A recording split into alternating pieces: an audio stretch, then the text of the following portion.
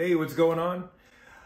Recently I've been going to a couple flea markets, picking up some new records, and so I figured I would just throw them on a little Digging in the Crates episode I got here. So, get right into it, I suppose, right? So first off, I got Heart, Dreamboat Annie. Now, I had this one on CD. Nice gatefold, huh? That's really nice.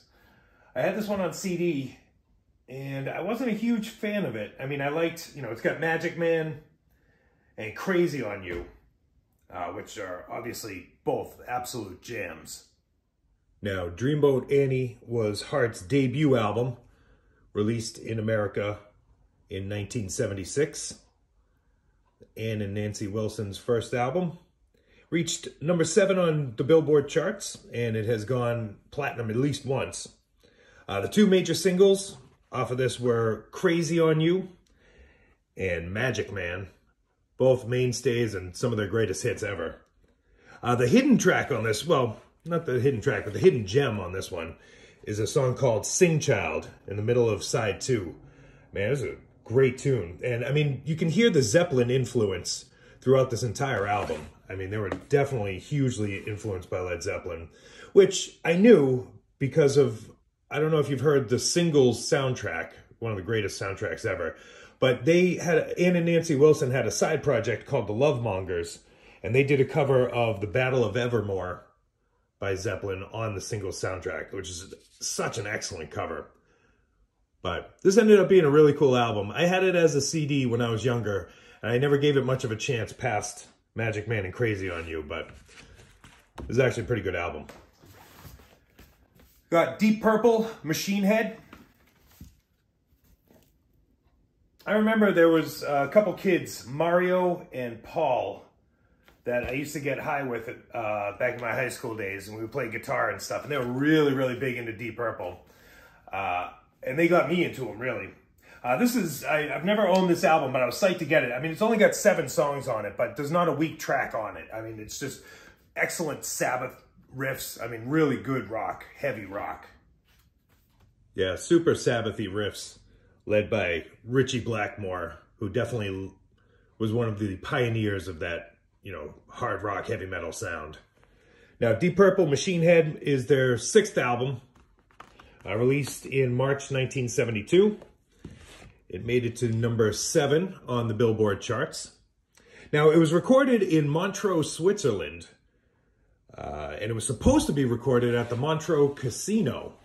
But right before they were supposed to get there and record, a Frank Zappa concert, or during a Frank Zappa concert, the place burned down. And you may recognize this story in these comments from their song Smoke on the Water, which they wrote about that situation and recorded for this album, which definitely their biggest hit of all time.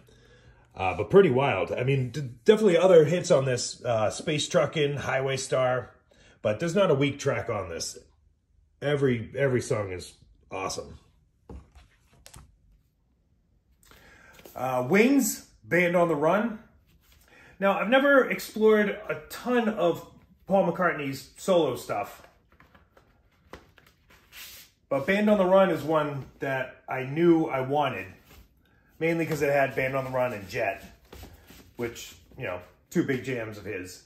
But as I played this, I mean, it's actually a pretty good album. The hidden gems on this one, on side A is Mrs. Vanderbilt, and on side B, it is 1985. The hidden gems on that one. Band on the Run is the 3rd album by Wings, Paul McCartney and Wings. It is actually Paul McCartney's 5th album since he left the Beatles. This was released in December 1973. That's not a gatefold. It did go to number 1 on the charts, propelled by the singles Band on the Run and Jet. It was also nominated for a Grammy Award for Album of the Year, but it did not win. Duran Duran, 7 and the Ragged Tiger. This one wasn't as popular as Rio, which I think was the one before this. This was still a big album. It had The Reflex, New Moon on Monday, and Union of the State, which are all jams. But, I mean, it was a pretty good album through and through. Real funky bass lines, man. They were a real funky band. Duran Duran, Seven and the Ragged Tiger, the third album from Duran Duran, released in November 1983. It reached #1 in the UK, but only peaked at #8 in the US. Lead singles, The Reflex, New Moon on Monday, and Union of the Snake. But like I was saying, it's a pretty funky album through and through. I did find out that the title, Seven and the Ragged Tiger, is in reference to the 5 band members and their 2 managers. That's the 7, and Ragged Tiger meaning success. Yeah, a little less cool than I thought it was. Duran Duran. They were just inducted into the Rock and Roll Hall of Fame a couple weeks ago. Steely Dan, Can't Buy a Thrill. This was their debut album. Has Do It Again, Dirty Work, Reeling in the Years. You know, it's got a bunch of jams. Kings is great. Fire in the Hole is great. Change of the Guard.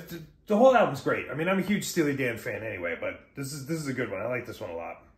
Steely Dan, Can't Buy a Thrill, their debut album. This one was released in November of 1972, reaching #16 on the Billboard charts, led by lead singles Do It Again and Reelin' in the Years. Now, the name Can't Buy a Thrill is a reference to Bob Dylan's song, It Takes a Lot to Laugh, Takes a Train to Cry, opening line. Speaking of Steely Dan, Asia. This has always been my favorite Steely Dan album. Always.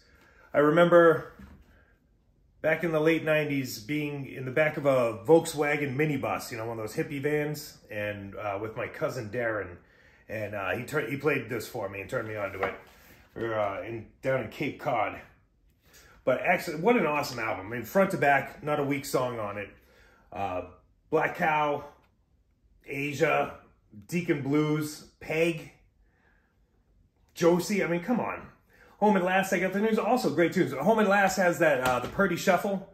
I don't know if you know Bernard Purdie. If you don't, look up the Purdie Shuffle, P-U-R-D-I-E, Purdie Shuffle on YouTube. And he's a trip. Asia is Steely Dan's 6th album, released in September 1977. It reached #3 on the Billboard charts, led by singles Peg, Deacon Blues, and Josie. It was nominated for Album of the Year. It didn't win, but it did win for the Best Engineered Album of 1977. It's also widely considered as a pioneering album in the yacht rock genre. Aerosmith, Draw the Line. My man Dave turned me on to Aerosmith back in the day. He was a huge Aerosmith fan. Nice.